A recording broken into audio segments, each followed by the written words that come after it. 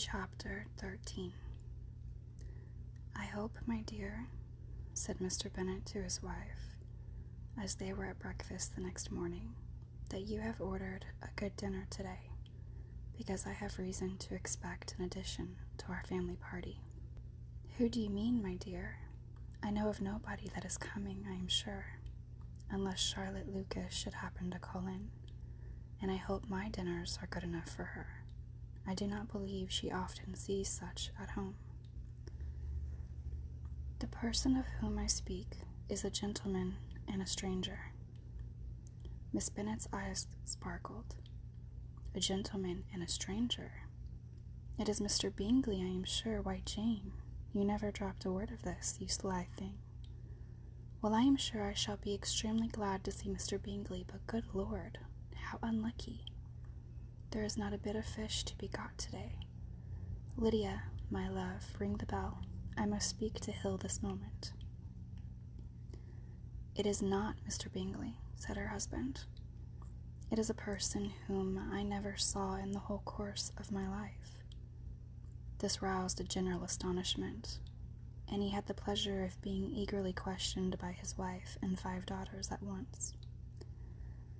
After amusing himself some time with their curiosity, he thus explained: "About a month ago I received this letter, and about a fortnight ago I answered it, for I thought it a case of some delicacy and requiring early attention. It is from my cousin, Mr. Collins, who, when I am dead, may turn you all out of this house as soon as he pleases." "Oh, my dear," cried his wife, "I cannot bear to hear that mentioned. Pray do not talk of that odious man. I do think it the hardest thing in the world that your estate should be entailed away from your own children, and I am sure if I had been you, I should have tried long ago to do something or other about it." Jane and Elizabeth attempted to explain to her the nature of an entail. They had often attempted it before, but it was a subject on which Miss Bennet was beyond the reach of reason, and she continued to rail bitterly against the cruelty of settling an estate away from a family of 5 daughters, in favor of a man whom nobody cared anything about. "It certainly is a most iniquitous affair," said Mr. Bennet, "and nothing can clear Mr. Collins from the guilt of inheriting Longbourn. But if you will listen to his letter, you may perhaps be a little softened by his manner of expressing himself." "No, that I am sure I shall not, and I think it was very impertinent of him to write to you at all, and very hypocritical. I hate such false friends. Why could not he keep on quarreling with you as his father did before him? Why, indeed, he does seem to have had some filial scruples on that head, as you will hear. Hunsford, near Westerham, Kent, 15th October. "Dear Sir, the disagreement subsisting between yourself and my late honored father always gave me much uneasiness, and since I have had the misfortune to lose him, I have frequently wished to heal the breach, but for some time I was kept back by my own doubts, fearing lest it might seem disrespectful to his memory for me to be on good terms with anyone with whom it had always pleased him to be at variance. There, Miss Bennet. My mind, however, is now made up on the subject, for having received ordination at Easter, I have been so fortunate as to be distinguished by the patronage of the Right Honourable Lady Catherine de Bourgh, widow of Sir Lewis de Bourgh, whose bounty and beneficence has preferred me to the valuable rectory of this parish, where it shall be my earnest endeavour to demean myself with grateful respect towards her ladyship, and be ever ready to perform those rites and ceremonies which are instituted by the Church of England. As a clergyman, moreover, I feel it my duty to promote and establish the blessing of peace in all families within the reach of my influence, and on these grounds I flatter myself that my present overtures of goodwill are highly commendable, and that the circumstance of my being next in the entail of Longbourn estate will be kindly overlooked on your side, and not lead you to reject the offered olive branch. I cannot be otherwise than concerned at being the means of injuring your amiable daughters, and beg leave to apologize for it, as well to assure you of my readiness to make them every possible amends, but of this hereafter. If you should have no objection to receive me into your house, I propose myself the satisfaction of waiting on you and your family Monday, November 18th, by 4 o'clock, and shall probably trespass on your hospitality till the Saturday Senate following, which I can do without any inconvenience, as Lady Catherine is far from objecting to my occasional absence on a Sunday, provided that some other clergyman is engaged to do the duty of the day.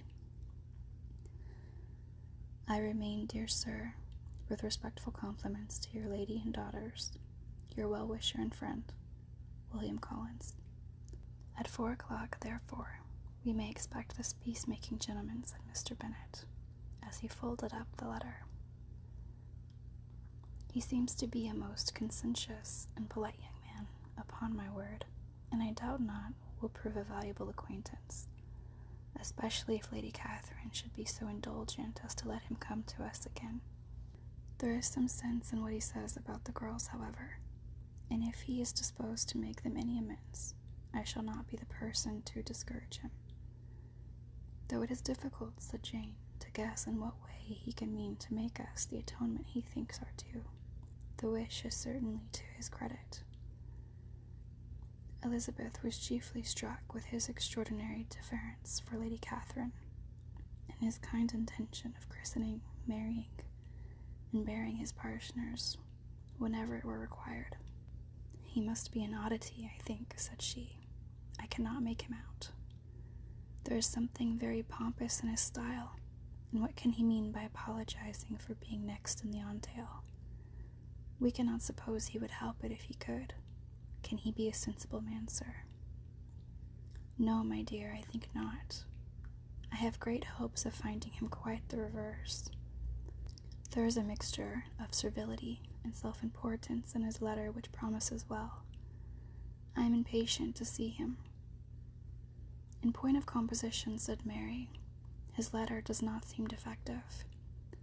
The idea of the olive branch, perhaps, is not wholly new, yet I think it is well expressed.